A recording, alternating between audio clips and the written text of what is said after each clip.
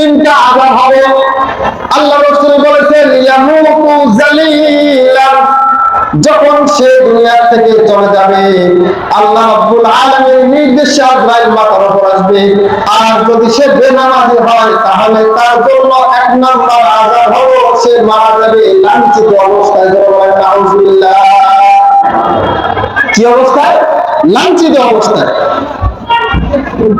দুই নম্বর ওয়ায়ামুতু জায়ান, দুই নম্বর হলো যখন ব্যক্তিটা দুনিয়া থেকে চলে যাবে, যদি ব্যক্তিটা বেনামাজি হয় তাহলে তার জন্য আল্লাহ রাব্বুল আলামিন ওই সময়টা এমন ক্ষুধায় দিবে যে পৃথিবীর সব জিনিস যদি খায় আর কোনো তার ক্ষুধা মিটবে না। জোরে বলেন না নাউযুবিল্লাহ।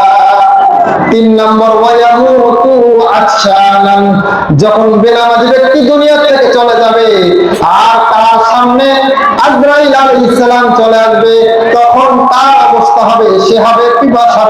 জোরে বলেন না নাউযুবিল্লাহ। এই জন্য নামাজকে কখনো মিস দেওয়া যাবে না, নামাজকে কখনোই মিস দেওয়া যাবে না।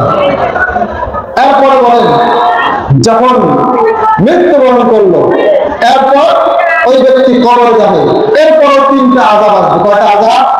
তিনটা আযাব আসবে। কি কি তিনটা আযাব? আল্লাহ রাসূল সাল্লাল্লাহু আলাইহি সাল্লাম বলেন, এক নম্বর সে ব্যক্তি মৃত্যুবরণ করবে আর সঙ্গে সঙ্গে তার কবরটাকে চিকন করে দেওয়া হবে, তার কবরটাকে সংকীর্ণ করে দেওয়া হবে, তার কবরের জায়গাটা অল্প অল্প হয়ে যাবে। বিভিন্ন ব্যাখ্যাগুলোতে আছে যে এক হাড়গুলো আর এক হাড়ের মধ্যে চলে যাবে। জোরে বলেন না নাউযুবিল্লাহ। এক নম্বর আযাব কবরে। দুই নম্বর আযাব হবে সে যখন কবরে যাবে আল্লাহ রাব্বুল আলামিন তার কবরে নামার সঙ্গে সঙ্গে তার কবরের মধ্যে আগুন দিয়ে ভরপুর করে দেবে, তার কবরে আগুন নিযুক্ত হয়ে যাবে। সম্মানিত উপরবাসী, আপনাদেরকে বলতে চাই, এখানে আপনাদেরকে যে কাউকে যদি আমি বলি আপনি ঘরের মধ্যে একাকী, এখন আপনি বাজারে যাবেন, যাওয়ার পর একটা মোমবাতি নিবেন, একটা ম্যাচ নিবেন, নেওয়ার পর বাড়ির মধ্যে ঘরের মধ্যে গিয়ে মোমবাতিটা জ্বালাবেন।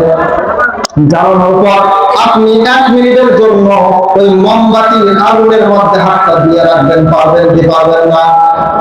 এই 1 মিনিট পারবেন? 1 মিনিটের জন্য কোনোভাবে ক্ষমতা নেই যে মোমবাতির আগুনের মধ্যে হাত রাখবেন।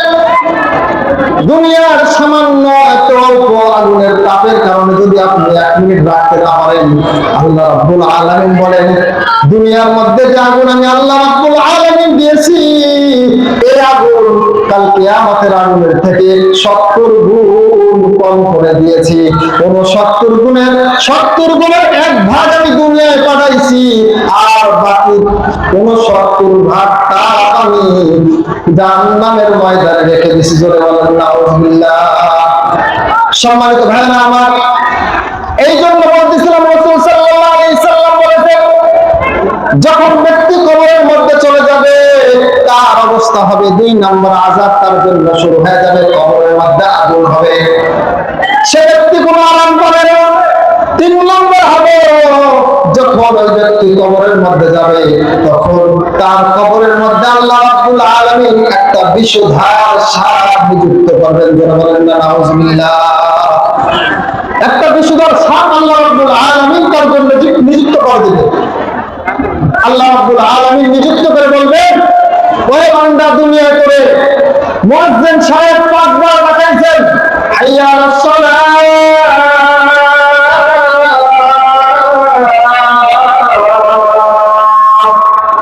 হাইয়া আলাল ফালাহ,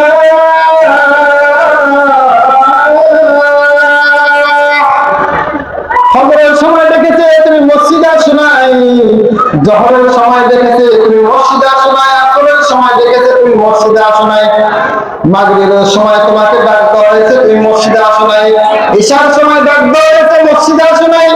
1 দিন 2 দিন 1 বছর 2 বছর 10 বছর 15 বছর 20 বছর পর্যন্ত তোমাকে আল্লাহ রাব্বুল আলামিন মুয়াজ্জিনের মাধ্যমে ডেকেছে, তুমি কোনদিন আমার মসজিদে এসে আমার দরবারে সিজদা দাও নাই। সুতরাং তোমাকে আজকে এমন একটা সাপ নিযুক্ত করা হবে যে সাপের কারণে তোমার শরীরটা ব্যথায় ব্যথিত হবে, কিন্তু তোমার এই সাপটা কিয়ামত পর্যন্ত তোমার থেকে আলাদা করা হবে না। নাউযুবিল্লাহ। সম্মানিত ভাইয়েরা আমার, অল্প 2 দিনের জন্য দুনিয়া আসছি, ভালো করে চিন্তা করতে হবে, ভালো আমল না নিয়ে গেলে কিন্তু মহা মুসিবত।